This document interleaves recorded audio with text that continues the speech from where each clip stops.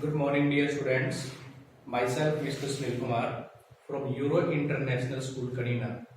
Dear students, today we understand lesson number first, part 2. Lesson number first, part 2. Famous battles and war in Indian history. Bharat के इतिहास में हुए प्रसिद्ध वार और battles के बारे में इस चैप्टर में हम सीखेंगे.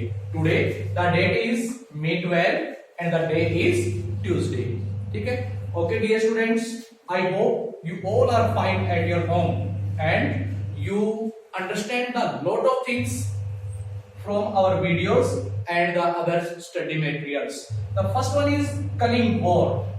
प्यारे विद्यार्थियों, ये आपको समझना बहुत ही जरूरी है. कलिंग वॉर क्या था मैं आपको बता देना चाहता हूं. कलिंग एक स्थान का नेम है, ठीक है, जो वर्तमान में इंडिया के उड़ीसा राज्य के अंदर है. ठीक है, कलिंग वॉर, ये कलिंग का एक बहुत ही फेमस और प्रसिद्ध युद्ध हुआ था. अशोका ऑफ मौर्यन एम्पायर, अशोक जो मौर्यन एम्पायर का एक शक्तिशाली सम्राट राजा था, डिफीट द कलिंग आर्मी, उसने कलिंग की आर्मी को डिफीट कर दिया. और कब किया है? 262 BC के अंदर. एक बार फिर से हम दोहराएंगे इस चीज को. कलिंग का युद्ध भारत के इतिहास का एक महत्वपूर्ण युद्ध था. अशोक जो कि मौर्यन एम्पायर का एक शक्तिशाली राजा था, उसने कलिंग आर्मी को 262 BC में उसको हरा दिया था.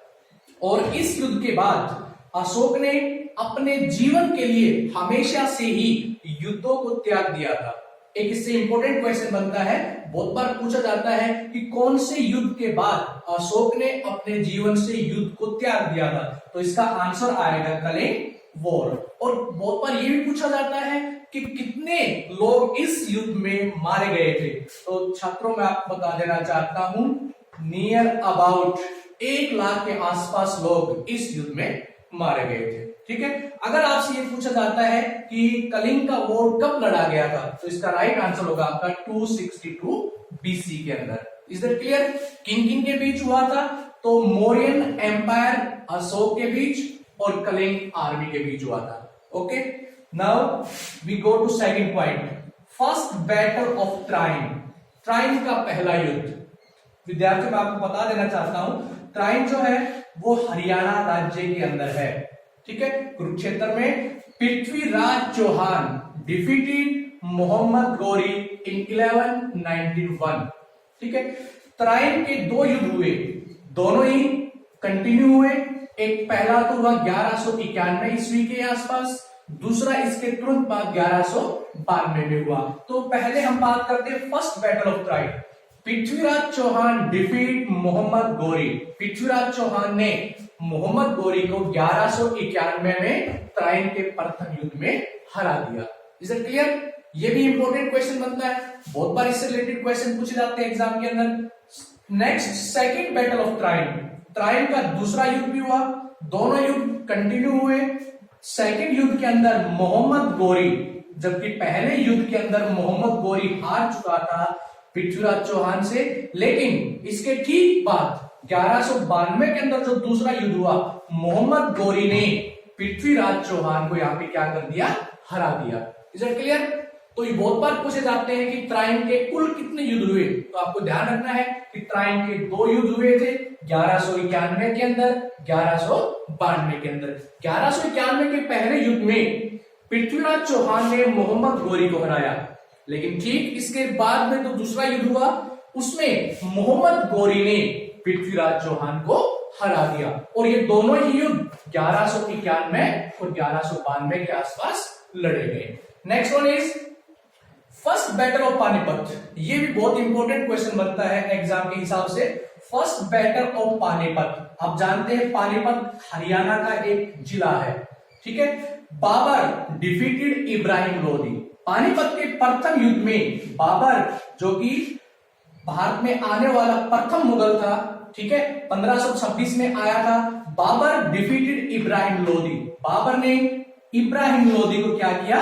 डिफीट किया और हरा के उन्होंने मुगल एम्पायर, भारत के अंदर मुगल एम्पायर की स्थापना करने वाला यदि कोई था तो बाबर था. ठीक है। और 1526 ईस्वी में बाबर ने इब्राहिम लोदी को हरा के भारत में मुगल साम्राज्य की नींव स्थापित की।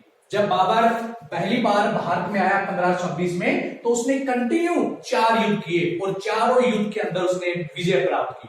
तो एग्जाम के हिसाब से ये भी हमारा महत्वपूर्ण बनता है, बहुत बार पूछा जाता है। First battle of Panipat, Panipat का प्रथम युद्ध कब हुआ, ठीक है। तो छात्रों 1526 में हुआ। किस किस के बीच हुआ? बाबर और इब्राहिम लोदी के बीच हुआ। इस युद्ध में कौन जीता? तो इस युद्ध में बाबर ने विजय प्राप्त की।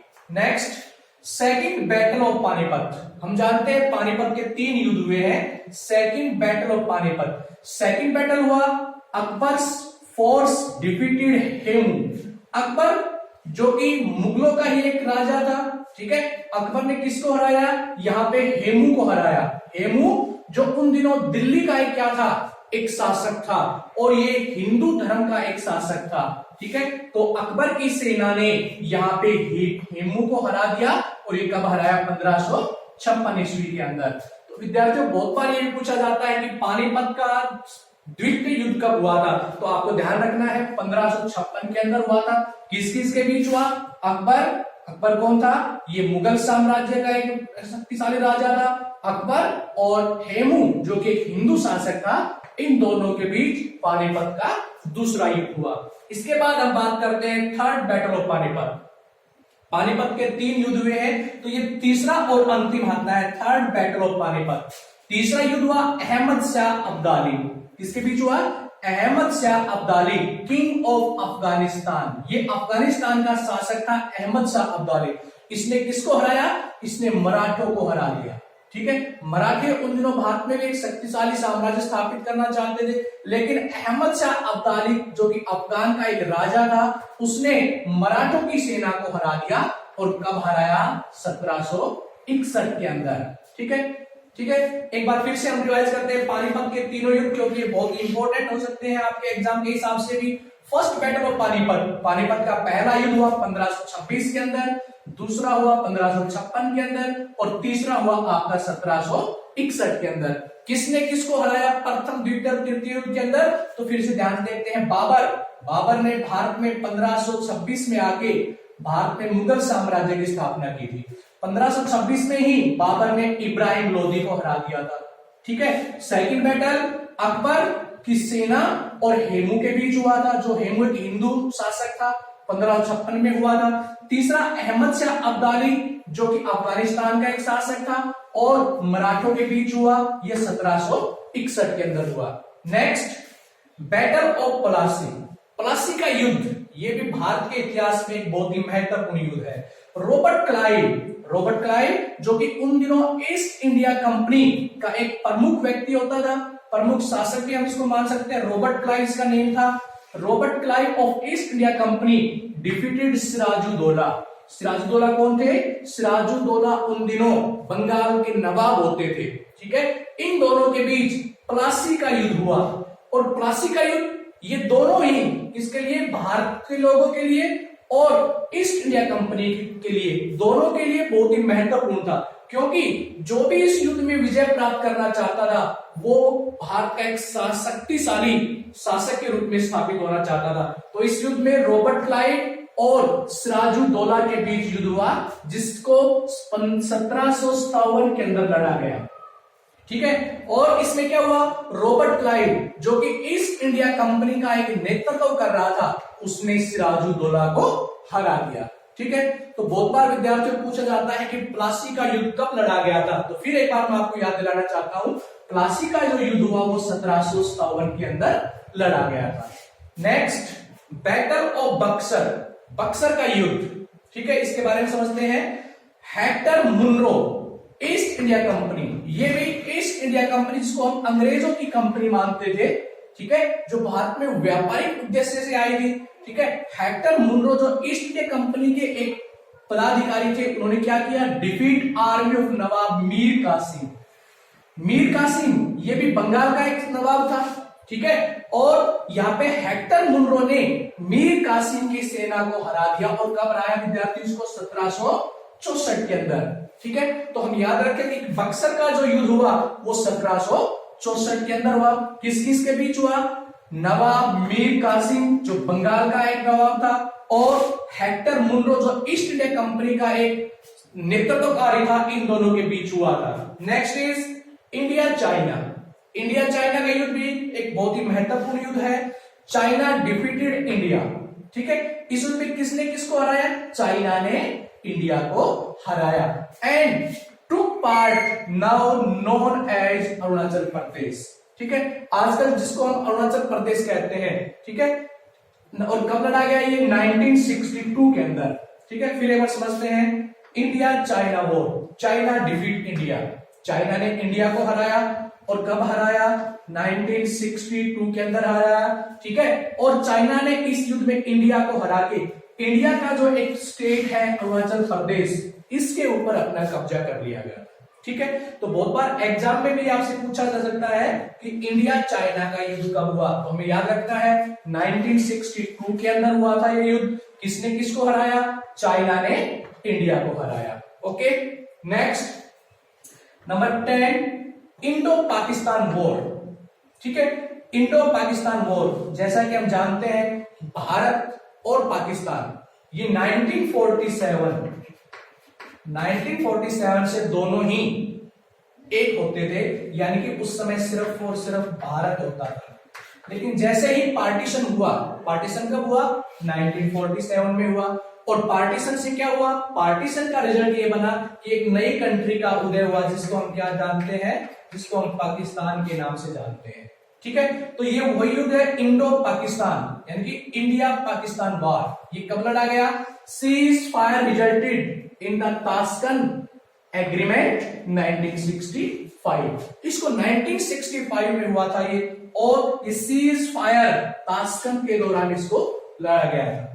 Next is Indo Pakistan war. फिर एक बार भारत और पाकिस्तान की सेना दोनों फिर एक बार आमने सामने होने का मौका मिला, और ये कब हुआ? 1971 के अंदर इंडिया वॉन। इस युद्ध में इंडिया जीता, ठीक है। एंड लिबर्टेड बांग्लादेश, और इंडिया के जीतने के बाद यहां पे बांग्लादेश एक नई कंट्री के रूप में अस्तित्व में आया, ठीक है। तो बहुत बार एक क्वेश्चन भी पूछा जाता है कि भारत पाकिस्तान के कौन से युद्ध के परिणाम से बांग्लादेश एक नए स्वतंत्र राज्य के रूप में स्थापित हुआ, तो इसका आंसर आएगा 1971 में भारत और पाकिस्तान के बीच जो युद्ध लड़ा गया था, उसका परिणाम ये हुआ कि अलग से एक कंट्री स्थापित हुई, जिसको हमने बांग्लादेश के नाम से जाना, ठीक है।